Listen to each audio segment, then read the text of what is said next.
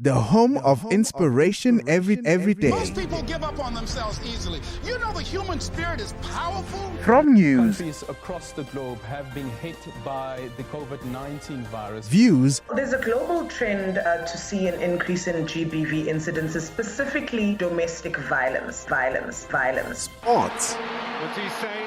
It's a really good ball. It's Shabalala. And music to inspire you every day.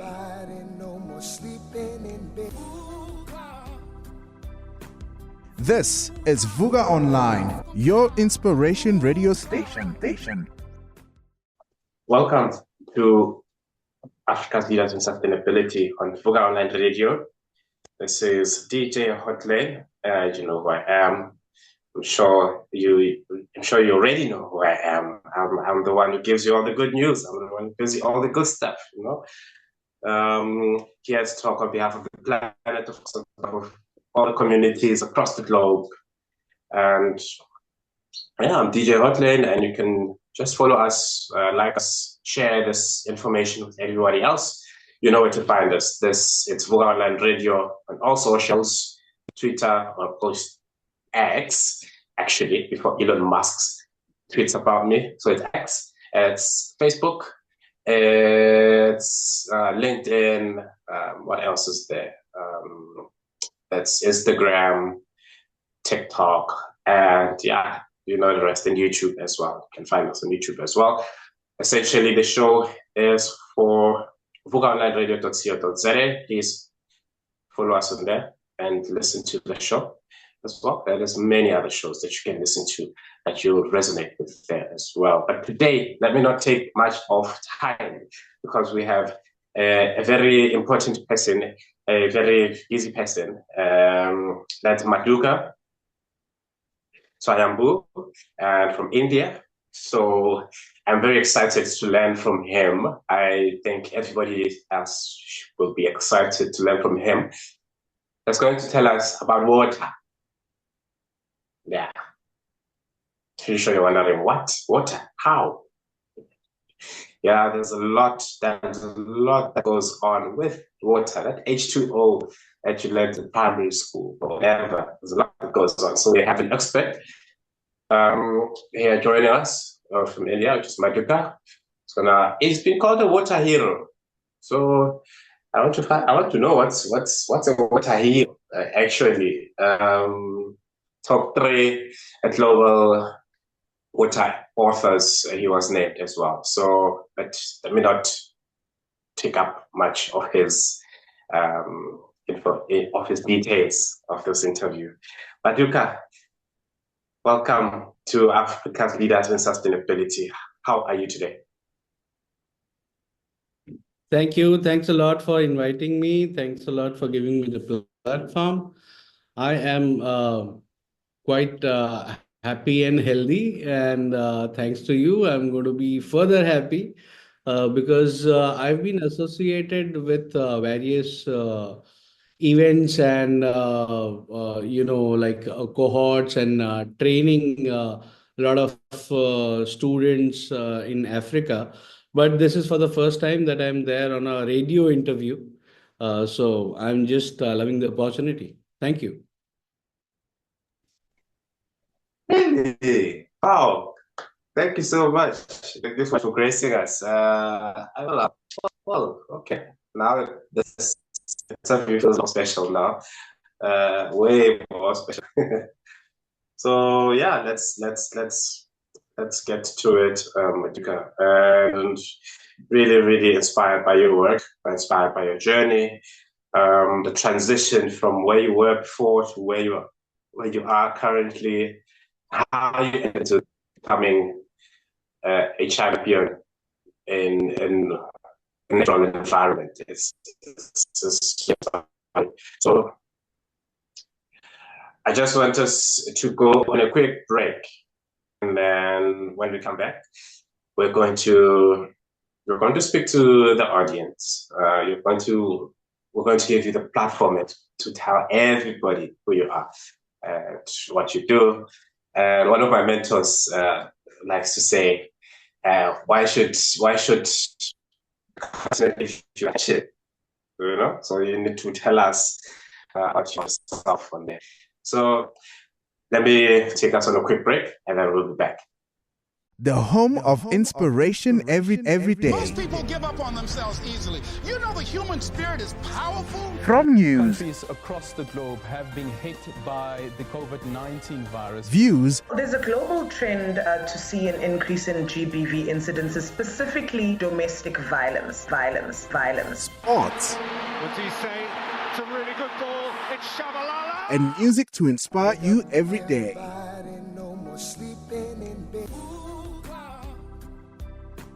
This is Vuga Online, your inspiration radio station.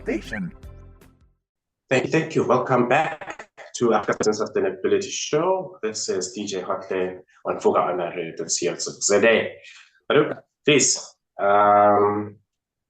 tell us about who you are. I have been into IT industry. I worked there for almost more than 2 decades. I was working for creating that communication network backbone for the entire country. I was working for various multinational equipment manufacturers. That had been my professional journey, but in the year 2011, we started into a new voyage, which was into understanding of the soil, water, and air, how they are linked together, and how do they impact the overall environment, and how do we restore them back to the original native, unpolluted, healthy conditions. So we embarked upon a journey. This was the passion, and IT was the profession. For next about 5 years, from 2011 till 2016, we were doing the academic research, and then 2016 we took a plunge. We had to leave that multinational IT jobs, and we started doing the field experimentation, because we had invented a technology in 5 years of research, which was primarily theoretical technology, which was never ever practically implemented anywhere in the world. So 2016, we started doing that field experimentation to perfect the technology. For next 5 years, we were doing the same thing, doing all the projects for free across India. And we were just perfecting the technology, how we can impact and how we can restore soil, water, and air. Then finally, when we passed all our acid tests, from treating of the acid which was discharged from the gypsum industry back to the usable water, treating of the wastewater of the steel industry, which contained a lot of potassium cyanide, which was fatal, toxic for any kind of life, and treating the leachate, which was discharged from the solid waste dump yards, and converting all of them back to usable water, fresh, healthy water for plants and animals, and even human usage. Then 2021, we registered our startup, which is called Vaidic Srijan LLP. And in last about 4 years, 3 years of journey, we have been awarded and recognized by multiple federal ministries. We have been representing the country in various international events. I've been training a lot of youth in entire African Union. I have been invited as a speaker in various UN organized summits, attending a lot of COP summits, and it's been a wonderful journey so far.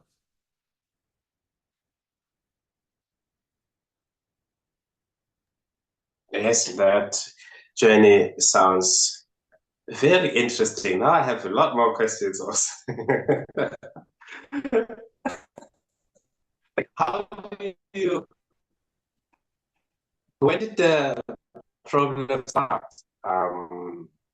When did why water, Madhukar? Like, when did you identify that as something to go into? Okay. So we did not decide that we want to get into water or soil or air. We actually because by virtue of working for multinationals and having a portfolio like managing the countries of India and the nearby countries in SARC, uh, we were doing a lot of traveling across India, across SARC countries, and across the world. And we saw that everywhere there was the same problem. The the urban areas across the globe have the same problem. The air pollution is rising. Uh, all the surface water bodies are contaminated, which used to be the actual source of water for all the people around. The groundwater is depleting, and it is common to everyone. The sewage production is increasing, right? And nobody had a solution because everybody was dealing with each problem in silos. Like for water, we are trying to build sewage treatment plants. For air, we are installing smog towers. For soil, we are doing plantation, right? So every time we are dealing with all these problems in silos, whereas if you actually try and understand nature, all these three are interlinked, interconnected. Like if you pollute water, there'll be a ripple effect in air also. There'll be a ripple effect in soil also. If you actually look at it from a logical standpoint, the our planet Earth has been surviving for last 4.3 billion years, right? And ever since there has always been water, soil, and air. All sorts of life form from a single celled organism to complex organisms like us, or like an elephant, or any kind of mammal, or any kind of bird. These are all complex organisms within their body. Also they're single celled organisms, right? So the planet has become habitable only because of some key reasons to life, which are soil, water, and air. And apart from that, a lot of microbial activity which has been happening in all these three forms: soil, water, and air, right? There is cosmic energy that comes from outside of the planet in the form of sunlight, which you or me cannot contaminate because the source is outside of the planet Earth, right? So when you look at all these things put together, they are the reason for life. Now, if if you look at our history for just last about 400 years, from 17th century, from the first industrial revolution, the mankind has learned to grab and consume the entire natural resources available to us, right? Now, if you look into the history of mankind, we have all the scientific evidences that the oldest surviving continents on this planet has been Africa and India, right? And the scientific data that we have is for at least last 25 to 50,000 years. But in those 50,000 years, we never had this kind of an existential crisis that no species can survive. The planet itself is going to get uh, to a verge or to a point of no return wherein the life will not be sustainable. So why is it that in last 400 years we have changed the entire history of the mankind? It's only because we were living a very sustainable life. We were living in a very harmonious fashion. We understood the laws of nature. We understood the cycles of weather. We understood the climate. We understood our soil, water, and air in Africa and in India. That is why we had developed a lifestyle which was in 100% harmony with the natural processes. That is why there was no existential crisis. But in last 400 years, post the industrial revolution, we started consuming all the natural resources and resulting into a lot of emission. All that greenhouse gases are there in the air for at least 800 years as per the scientific research, right?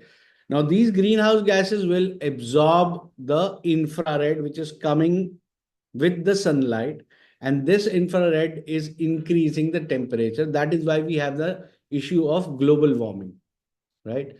Global warming is impacting the climate change. Climate change is impacting the native biodiversity. So species are getting extinct. Then we also have a lot of zoonotic diseases which are jumping in from one species and coming into another species, right?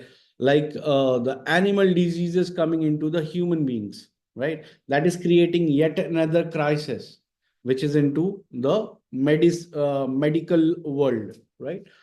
All these problems are actually interlinked because we have been destroying our environment. We have been destroying our soil, water, and air, right? So that is how we actually started a research to understand, not to correct. We were just doing a research to understand our environment, and somehow with 5 years of study, we were able to not just understand, but also work out a mechanism to restore. So that's how we ended up inventing a technology that we call as Cownomics technology, which is a 100% nature-based solution. It is not eco-friendly. It is nature. So this is what we have invented, and we have been implementing it across India. We have done over 60, 70 projects across the country. 40 of them have been completed and delivered. 20 All plus right. 25 are ongoing right now. And the impact has been scientifically measurable, and it was observable, and people could actually feel the difference in the air quality, in the water quality, in the groundwater quality. Everything has changed. All right. Right. But I think before I get to trouble, we need to get to a break so we can cover the bills for this for the session. So I'll go in a quick break, and then we'll be back. How do you know the life of personal coach you're about to work with is who they say they are? How do you know if they can do the job? At the Africa Board for Coaching, Consulting and Coaching Psychology, we can tell you. So, before you share your secrets and spend your money, check with us first. Visit www.abccccp.com or call us on 012-751-7608. The ABCCP, the professional body for coaches. All right, welcome back. Welcome back to Africa's Leaders in Sustainability. Yeah, Madhukar Swayambhu, doing the most to take care of the environment, the planet at large, and yourself and myself and himself, every one of us working together will be all right. And I'm really excited. I'm pretty sure you're wondering why India. This is Africa's Leaders in Sustainability. No, guys. Is interlinked as Nimvila. We are same family, been around for years and years and billions of years, and we've been interconnected, we've been working together. And so, yeah, this is just slowly to bring that back up. We can do it, but we can't do it alone. We can only do it together as the world. So, vugalandradio.co.za and also on social media, you know where to find us. But let me ask you, Madhukar, how do you?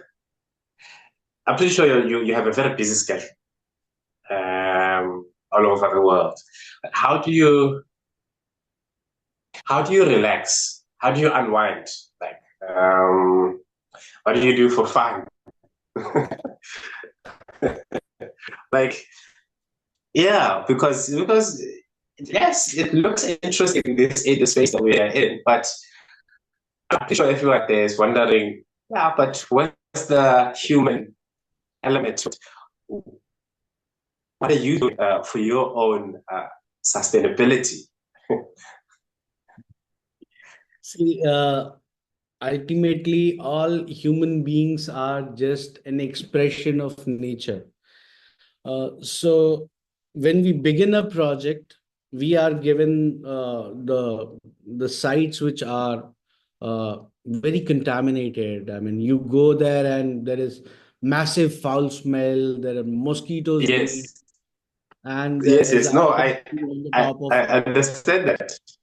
You didn't mention that, it. but now we Transform want that water to body. The moment we you want to start know. seeing a lot of fishes and birds and everything around that water body, when the water body has transformed, just by being there, you get rejuvenated. Just do the site visit of the project wherein the transformation has happened, and you feel like you are unwinding into the nature. You are feeling rejuvenated. And this is not just a feeling. There is a scientific fact behind this. If you actually look at all the global tourist destinations, you'll find them right next to a water body. It can be a sea, it can be a river, it can be a huge lake, it can be anything, but water has to be there, right? Now, if you look at the constitution of the human body and the constitution of the planet, you'll find one thing is very common. Both human body has got 73% of water and the planet has got 73% of water, right? So it is the water which is uh, binding us together as living beings, because you find water anyways is water. But if there is no moisture in the air, no terrestrial animal can breathe. If there is no moisture in the soil, no single seed can germinate. So it is the water which is binding this entire living world together. If you look into the UN SDGs, they have created two different categories for life below water and life above water on the terrestrial surface. But practically speaking, without water, there is no life. You see, when the missions to space are sent from any country, what they try to find out into the celestial body is water. Because if water is there, life is possible.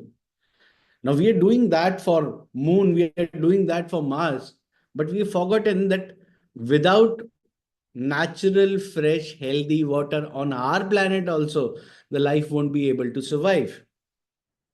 So the moment you go back to the nature, you can unwind, you can rejuvenate. And water bodies have got a natural phenomena happening within the water body. There is a aquatic food chain. There's single celled organism which are performing photosynthesis.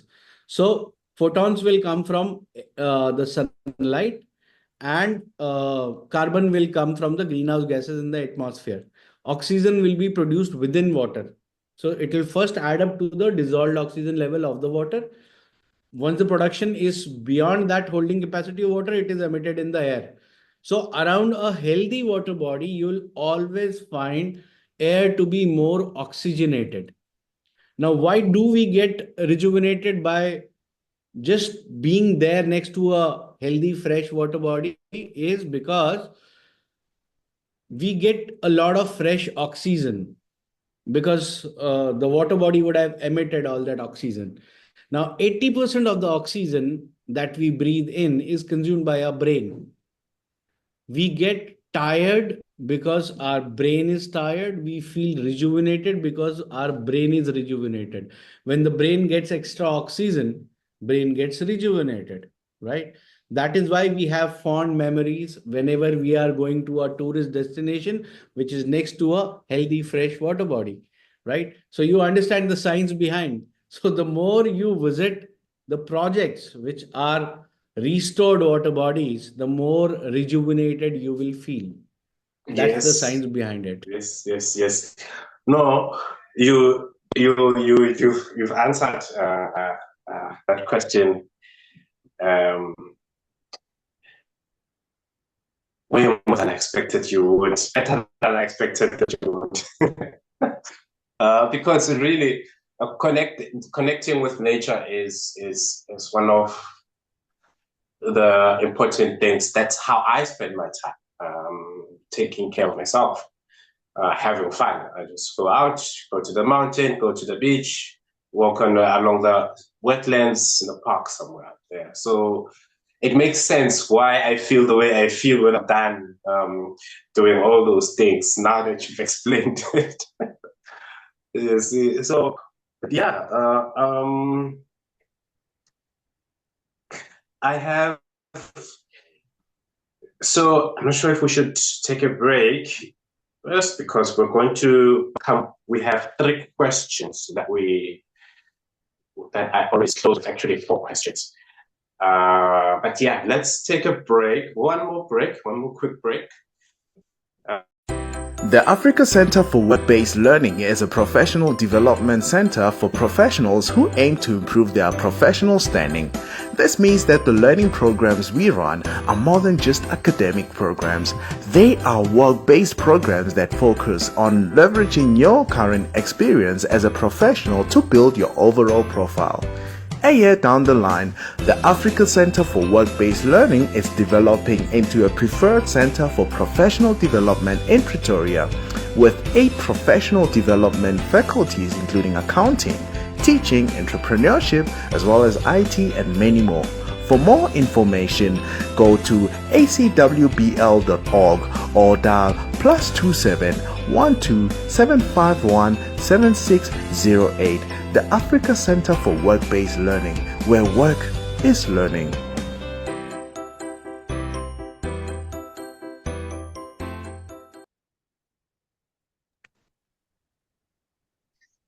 All right, welcome back, everyone. Welcome back, guys. Yeah, this episode is nourishing. It's enriching. It's eye-opening. It's, you know what? Yeah. After this episode, trust me on that. So, and Madhukar, we are almost at the end of our show, and to close off, of course, I've got these 3 or 4 questions that I like to ask my guests, which is, what is, for somebody who has never been, I'm going to ask you the first one. So it's about destination and travel. So for somebody who's never been to India, where would you recommend, 3 places that you recommend that we should visit for somebody who hasn't been to India? See, India is you can call it a mini geographical what do you call miniature of the global geography. There is one country where at any point in time when you come in, there'll be some portion which will be having snowfall. There'll be some portion where you can have sunburn.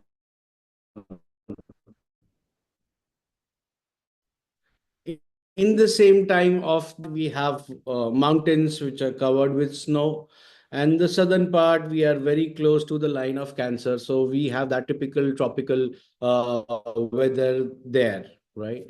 Northeast is again mountainous. Southern part you have huge number of beaches because we have got over 17,000. Want to visit archipelagos, we have Lakshadweep, we have Andamans, right?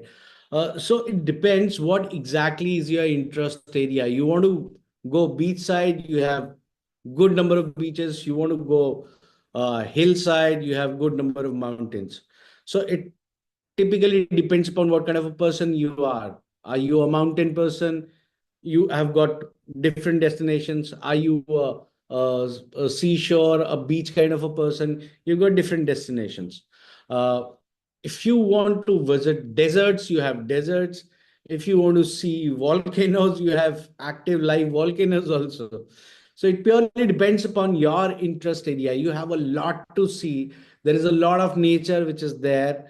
There is a lot of what do you call heritage destinations. If in case you are interested into history and all that kingdoms and forts and palaces, you have them also all across the country.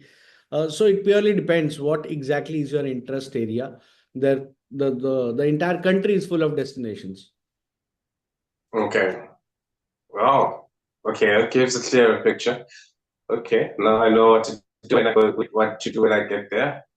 I need to have money to do both the mountain and the seashore. And okay, I have my second question to you is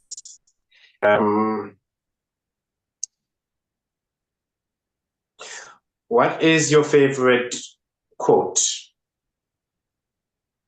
Favorite what? Quote. What is your favorite quote? Quote, as in quotation. Okay.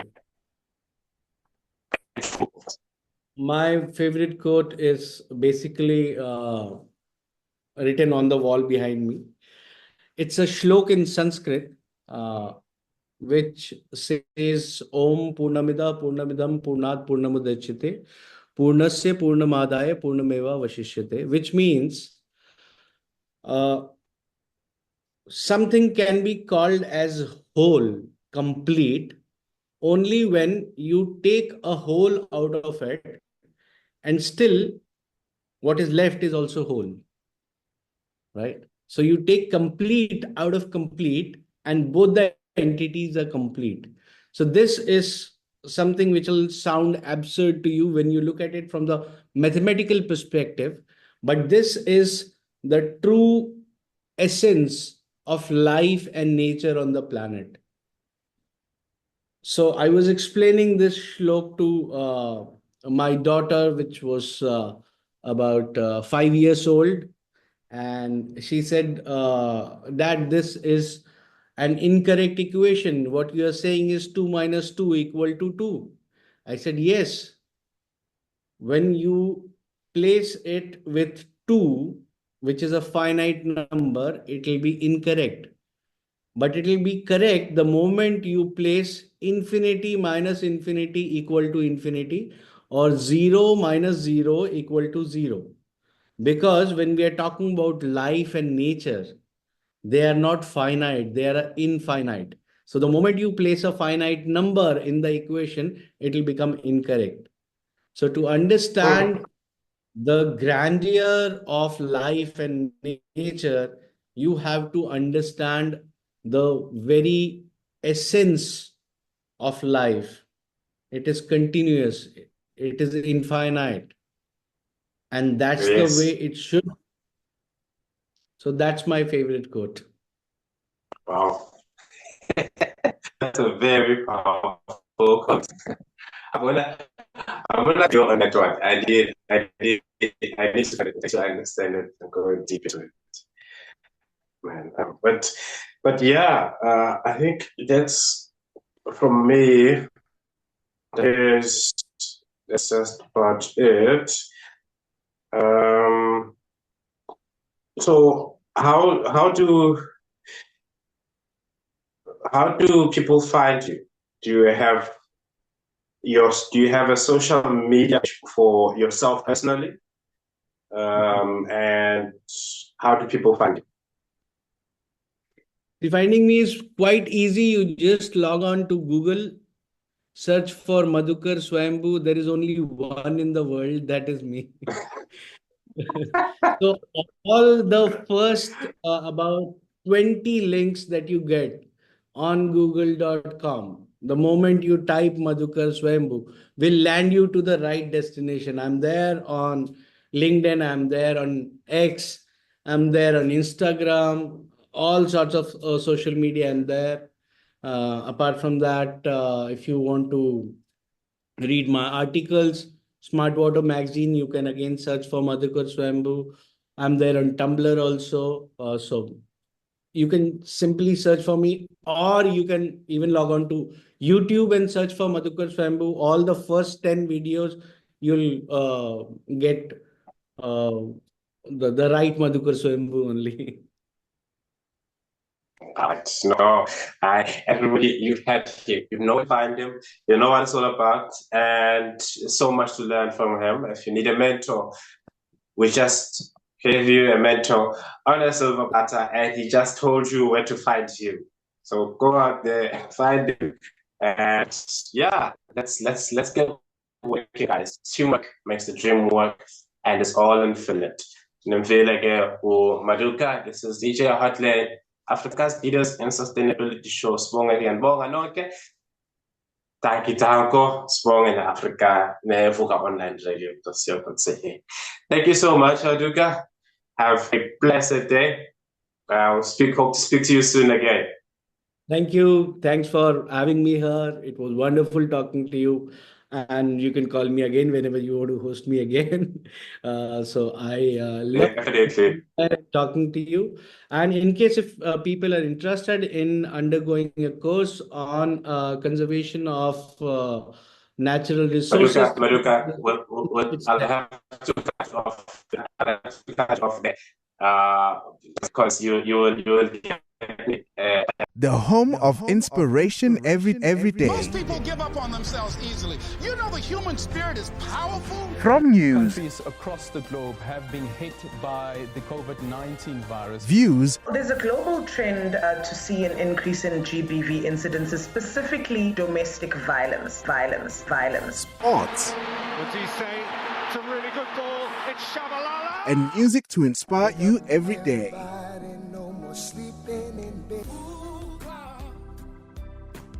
This is Vuga Online, your inspiration radio station.